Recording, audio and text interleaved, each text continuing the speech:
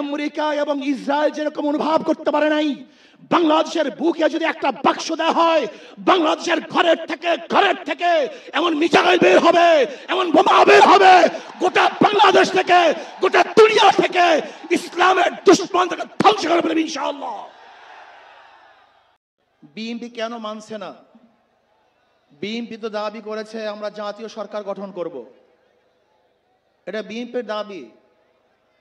আর জাতীয় সরকার গঠন করার জন্য সবচেয়ে ভালো পদ্ধতি পিআর সিস্টেম নির্বাচন। জাতীয় সরকার সর্বদলের অংশগ্রহণমূলক সরকার, আর সর্বদলের অংশমূলক সরকার গঠন হতে পারে একমাত্র পিআর সিস্টেম নির্বাচনের ভিত্তিতেই। তাহলে কেন বিএনপি মানছে না? কারণটা কি আমি তো বুঝি না। অবশ্যই বিএনপিকেও পিআর সিস্টেমে নির্বাচন মানা উচিত। সংস্কার চাই। বিএনপি বলছে আমরা সরকার গঠন করে ক্ষমতায় গিয়ে সংস্কার করব। প্রথম প্রশ্ন হলো এই, আগামীতে বিএনপি ক্ষমতায় যাবেন, এই গ্যারান্টি আপনি কে দিয়েছে? আপনি কিভাবে ভেবেছেন যারা 91 থেকে 96 পর্যন্ত ফেল করার কারণে 96 ক্ষমতা আসতে পারে নাই, আবার 2001 থেকে 2005 পর্যন্ত দেশ চালাবার কারণে 2008-এও তারা ক্ষমতা আসতে পারে নাই। 2001-এ বিএনপি ইশতেহার ঘোষণা করেছিল, সেই ইশতেহারের মধ্যে 10%ও বিএনপি বাস্তবায়ন করতে পারে নাই। এমনকি 2001-এর বিএনপির ইশতেহারের 1 নম্বর শর্ত তারা পালন করতে পারে নাই। আমি বিশ্বাস করি আগামীতে ক্ষমতায় কে যাবে না না যাবে আমি জানি না, কিন্তু বাংলাদেশের জনগণ কোন দুর্নীতিবাজ, চাঁদাবাজ, দখলবাজ, খুনিদেরকে আর ক্ষমতায় নিবে না।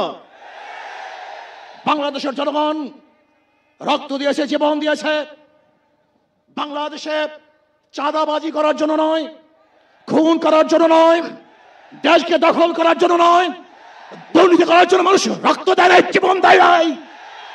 বাংলাদেশের মানুষ জীবন দিয়েছিল, মানুষ মুক্তি পাবে, শান্তি পাবে।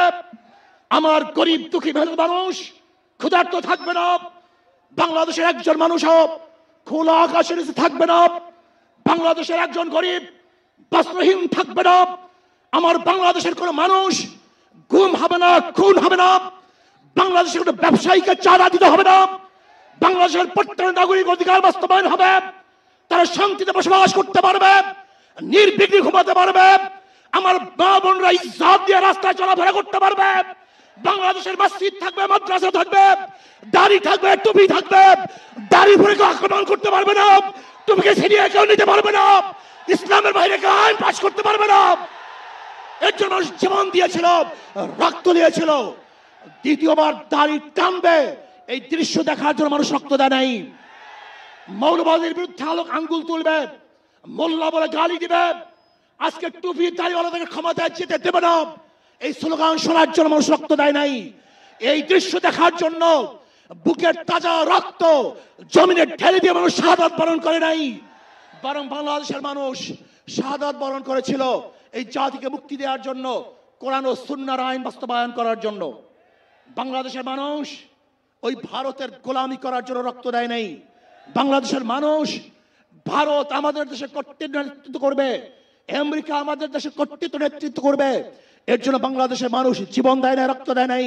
বাংলাদেশের মানুষ সাধন, তারা নিজেরা আইন প্রণয়ন করবে, নিজেরা সংসদ পরিচালিত করবে, তারা নিজেদের পায়ে দাঁড়াবে। বাংলাদেশের মানুষ জীবন দিতে পারে কিন্তু কার গোলামি করতে পারে না। প্রিয় ভাইরা আমার, আমি বিশ্বাস করি আজকে মঞ্চে যারা আছেন, যদি আমরা মুনাফিকি না করি, মঞ্চে যারা আছেন যদি মুনাফিকি না করি, মুখের এবং কাজের কথা যদি একসাথে থাকেন, মুখের সাথে কাজের যদি মিল থাকেন, আমি এই লক্ষ জনতার সামনে কসম করে বলতে পারি আগামীতে ক্ষমতায় যাবে ইসলাম, ক্ষমতায় যাবে ইসলাম, কোনো সন্দেহ নাই।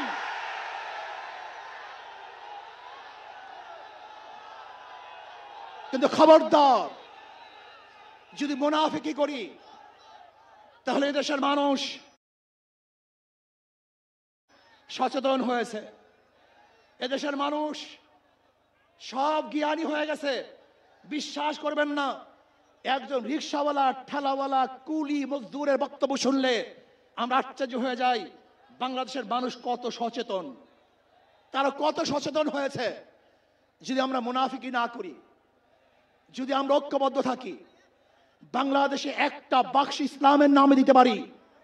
যেরকম আমেরিকা এবং ওই জারস ইসরায়েল ইরানের উপর আক্রমণকারী ভেবেছিল মুহূর্তের মধ্যে নিচ্ছিন্ন করে দিবে, কিন্তু আক্রমণ করার পরে দেখেছে ইরানের গুহার থেকে কোথার থেকে বোম মিজাইল চলে আসছে,